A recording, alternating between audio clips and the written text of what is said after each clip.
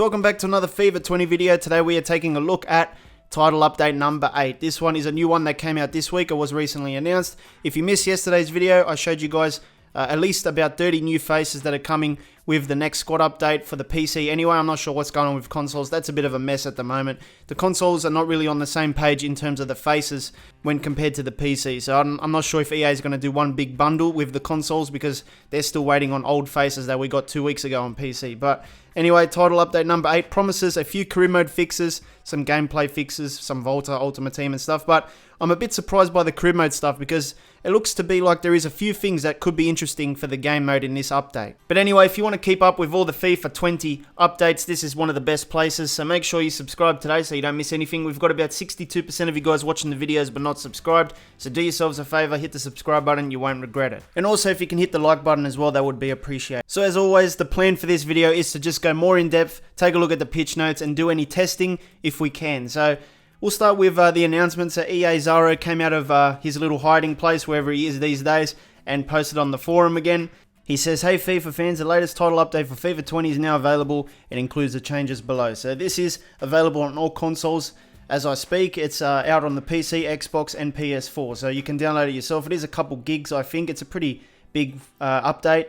And yeah, it is available now everywhere. It's not going to be coming out next week. And I think I spoke about this the other day where I said they only delay the updates on the consoles in the weeks that they have like the esports tournament on the weekends. As you can see now, with this one, I don't think there's any esports this weekend. So they've released the update a day later. So let's talk about some general gameplay fixes. And I will read all the stuff mentioned in the pitch notes so you guys don't have to. But they've made the following changes.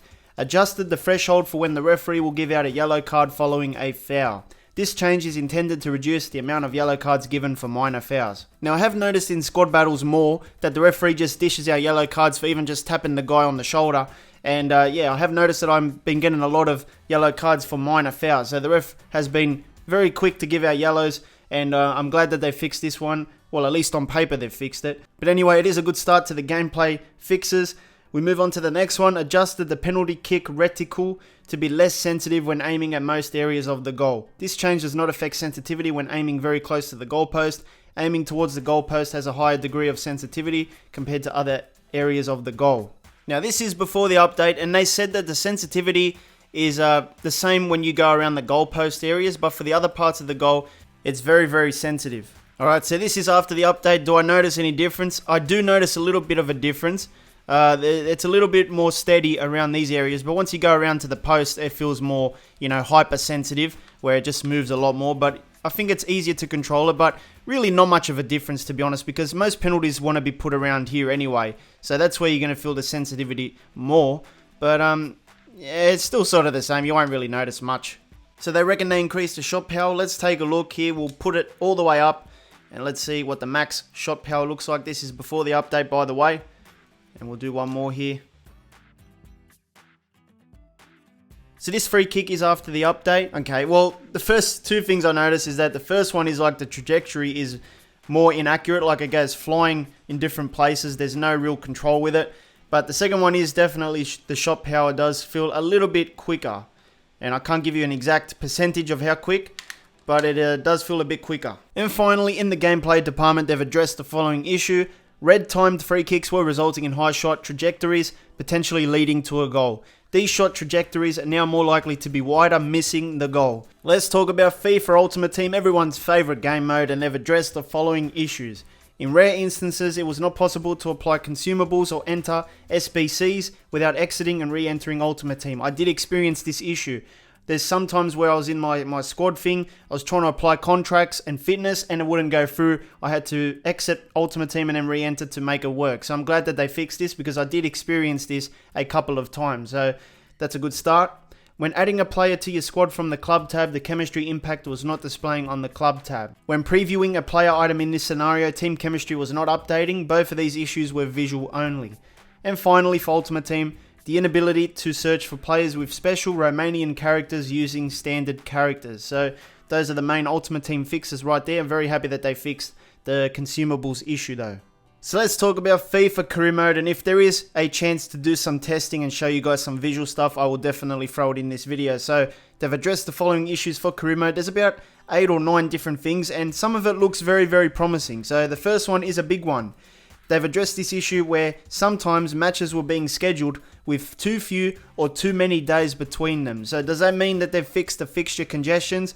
Who knows, but I'll definitely do like a full calendar simulation and throw it in this video to actually check each month to see how bad it gets. But I don't know, this sounds promising. Did they fix it? I'd love to know. Is this going to be the end of those 2 games in 2 days? I guess we'll find out. Let's do the test and we'll see what the results are. So this one is before the update. This is a calendar sim with Man City. We went all the way to the Champions League final. So just to give you guys an idea, you've got a lot of like 2-day breaks before you got to play another game. It's a pretty crazy schedule, you know. Obviously it gets worse towards the end of the season. So right now, you know, it's pretty light. This one is pretty bad. As you can see, on the 5th we had a Champions League game. On the 7th there was a game again, so 1-day break. And hopefully these are the ones that sort of got fixed with the update now. But, you know, it's pretty standard stuff, you know, 2-day breaks. There was another one here. Here we go, 26th to the 28th, 2 games. Very, very frustrating, this one as well. 2 games there with 1-day break in between. It was pretty bad, to be honest. It ruins your seasons. It's pretty bad. Look at this, another one. Over the course of a season, you've got so many instances where this is happening. And it only gets worse when you progress in different competitions. But yeah, as you can see, it's a pretty crazy schedule. Let's hope they've fixed it. Let's take a look. So this is after the update. I would say it has improved. There's a lot more 2-day breaks, a lot more 3-day breaks. But obviously, as more people play it in different leagues and stuff, you might see 1 or 2 instances where it hasn't been sort of fixed. But we'll see what happens in the long run. I would say it has improved. There's a lot more 2-day breaks in different months. As you can see, 3-day breaks there with cup games and Premier League games on the weekend. Going into December, which is a pretty busy month, there's a lot more 2-day breaks, 3-day breaks as well. And then January as well, 2-day breaks. And then you have those big weeks where you've got 3 games. There's 2-day breaks in between. I would say it's more consistent now. There's no chances where you have like those 1-day break and then you have another game. I think they've spread it out a bit better now. So this is obviously a good thing as well. And we've reached the end of May and we haven't seen anything too chaotic, which is a good thing. But I guess as people play crew mode and try this out themselves, we might see cases where, you know, the fixture pile-up comes back. We just don't know yet. We'll see how it pans out in the long run. So they've also changed the setting when you create your pro in player career mode. So previously the year you could pick from was 1999 as the date of birth, but now they've changed it so the date of birth can now be set to 1996 to 2003. So I think that's much better because it gives more room to play with, I guess. You know, you can make your player a little bit older or a little bit younger if you want to, rather than just keep it at 1999. So at least they've taken that feedback in and changed it. So before the update, when you go to create a player, the birth year is locked at 1999. You can't go higher, you can't go lower. But in the new update, when you go to create a player in career mode, you can actually change the birth year now. It is not locked. So you can go all the way down, like they said, to 1996 or go all the way up to 2003. The next one is the American Challenge Cup trophy art was missing from the competition menu following completion. And then the next one is in player career, the player accomplishments overlay was sometimes not disappearing after a match.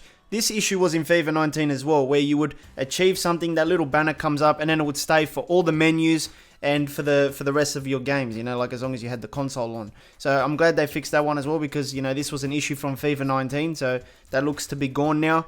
The press conference announcer for the French Super Cup was not speaking in French, so I'd love to know what language he was speaking in, but that doesn't sound too convenient. The next one is when using the Arabic languages, player portrait overall ratings were overlapping with other UI elements on the squad hub. Not really an issue that affected me, to be honest, because I don't really use Arabic languages. The next one is adjusted prospect player criteria to not include anyone over the age of 23. So they've actually changed it now. So when a player is a prospect player, he has to be younger than 23. Okay. The next one is updated visuals on the team stats tile. And that's pretty much it for career mode. Look, the main thing here is the fact that you can create a pro now from 1996 to 2003 as the birth date. And also, you know, they reckon that they've fixed the fixture congestion. So that sounds pretty good as well.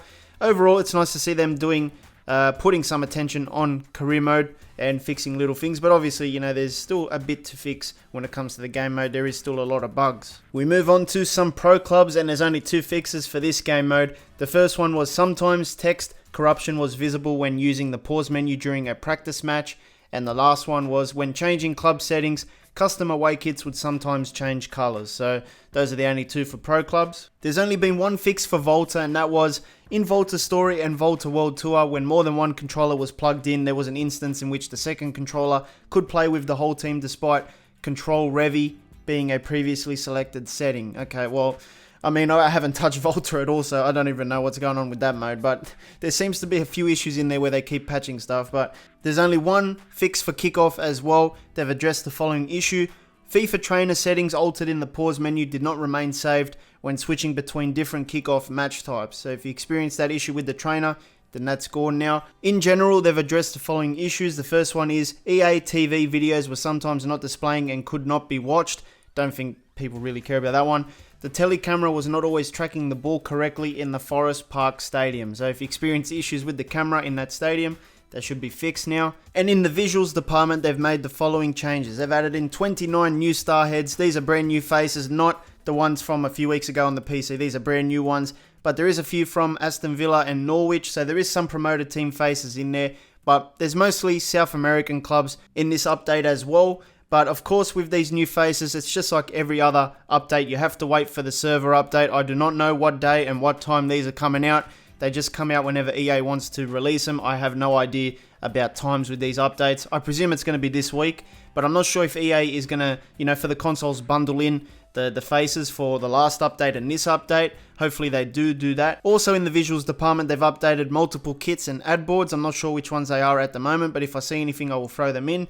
And they've also updated some of the broadcast packages again as well. So I'm not sure what they've done there as well, but if I see anything, I will throw them in a future video.